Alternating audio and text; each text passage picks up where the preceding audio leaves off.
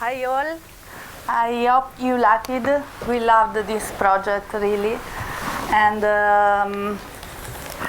it represents a world record hit for Sky Italia because for the first time ever 3D and 4K camera were allowed to enter in one of the most famous and admired museums of the world, and for shooting all the main masterpieces from Raphael, Michelangelo, Caravaggio, Leonardo, Giotto, the modern artists, and so many others.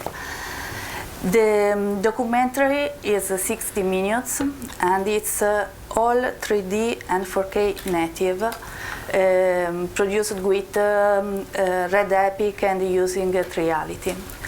It was about 4 months for the production and post-production, and as you have seen, almost 40 frescoes and paintings dimensionalized. So we applied this innovative technique that for the first time ever allows this immersive experience into the paintings. You can reveal the paintings as you can never do also if you are in the Vatican Museums in front of them. And we presented to the press this documentary end of November inside the scenario of the Vatican Museums. The premiere was end of November on Sky 3D and Sky Arts Italian channel, and it was a publicity and ratings records. Now we are distributing it worldwide. Very probably we will announce the distribution at Next Meet TV beginning of April. The documentary will have a theatrical worldwide distribution and after on video and television. And following the success that we had after this production, our next projects regarding 3D original production are on this path. So we are evaluating to produce in 3D other museums, Italian and not just Italian, and also some evaluation are open around the possibility to shoot in 3D inside Pompeii. So this is a general overview of the projects and what will be our next projects following the Vatican Museum's response that we had. So if you want to ask us something, we are here.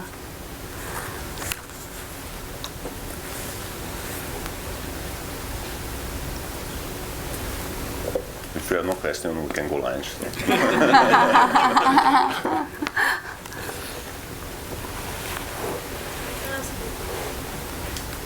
My name is so I'm from Sky Vision. I'm lucky enough to be distributing your film for television. Yeah.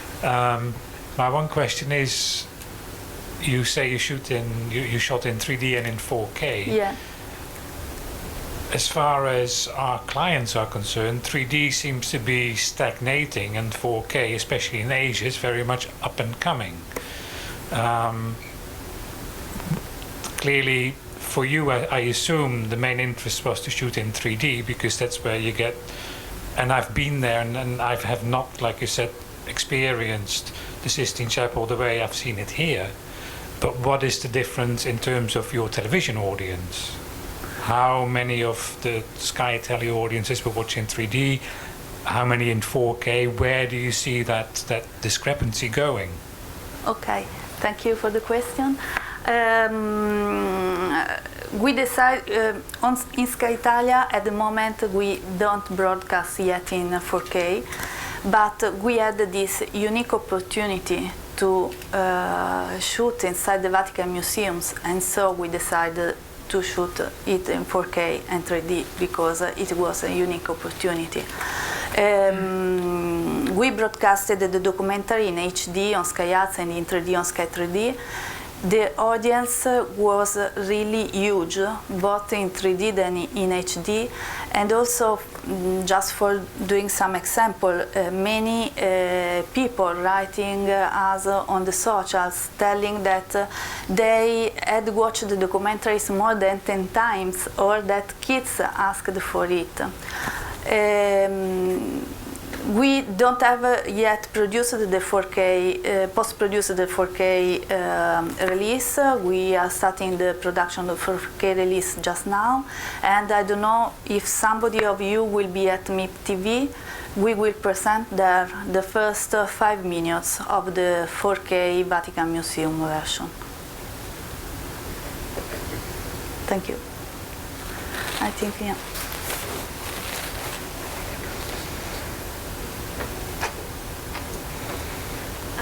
Hi there. Hi. I thought that the 3D in the frescoes was fantastic. Could you explain how you achieved that? Because it's obviously quite different to the filming of the sculptures, and how that worked in terms of the shooting and then the post-production. Yeah, I think that Francesco, that is the for Magnitudo, is the production service that managed for us this project, could explain better than me. Yeah, okay, thank you. So about the frescoes, we decided first to shoot them, and also we had another approach, which was to melt together also photographies. And so some of the movements you see into the pictures are from photographies we made over there. Now the dimensionalization of these pictures was made by drawing the single figures inside, and then they was put into different plans, and we redesigned, redraw the fresco in the parts where they wasn't covered before during the frescoes, and so making this different perspective. We made about, for some of those, about 13 different plans. And so then we melted together all the things, and this is the result. The immersive experience. Yes. Also, apart from then, we have to dimensionalize everything to have the 3D picture at the end of all. So, Thank you. welcome.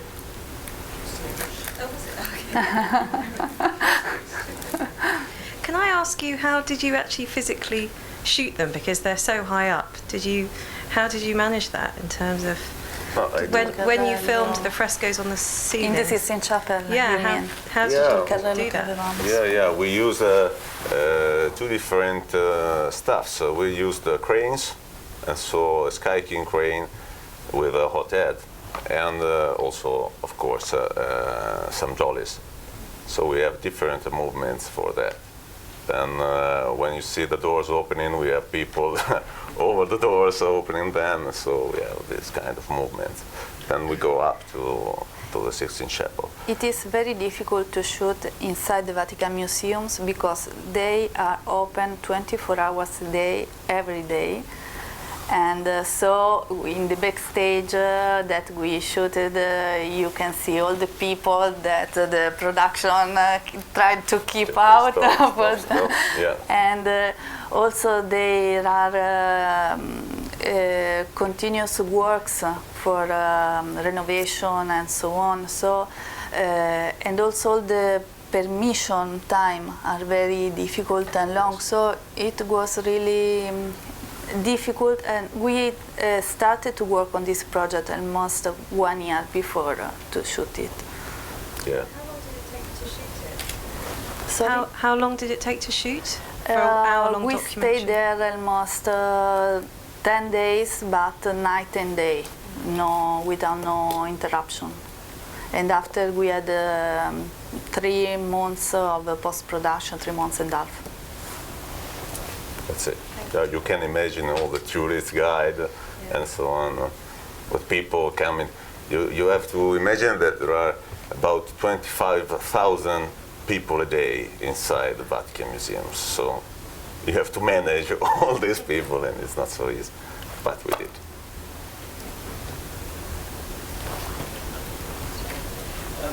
Is this project self-funding and commercially successful in that sense, or did it require a lot of sponsorship to private money to? It's very difficult to manage sponsorship with projects related with the Vatican. It has been a co-production with the Vatican Museums, and after we will refund the part of the money we hope that we invested with the worldwide distribution. The Vatican obviously did quite a bit of funding themselves. The Vatican did as well. The Vatican contributed to the project, so as they can. Yeah, for facilities and so on. Cosetta, did you manage it as a 3D project to shoot and edit, or did you manage it, especially in the post, did you manage it as a 2D? 3D, in the thought, in the direction, in the production, and in the post-production. It was entirely thought in 3D. And did you? I mean, when you looked at the 2D cut, it was as good as you expected from the 3D cut. Yes. Yeah.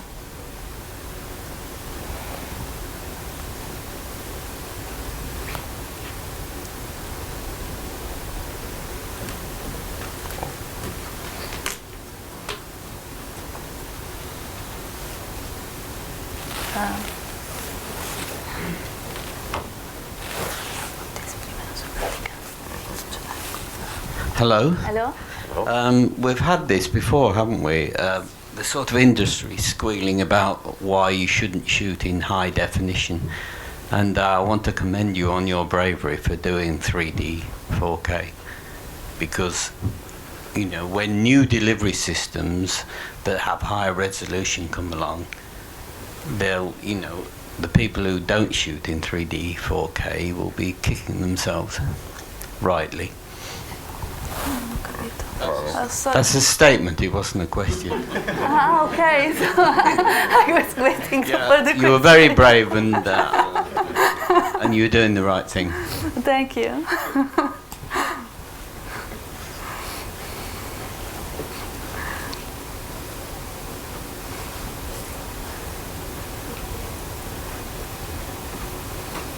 That's all. Okay. Okay. Any other question or finish it? Oh, let's go. Thank you for coming. Thank you. Thank you.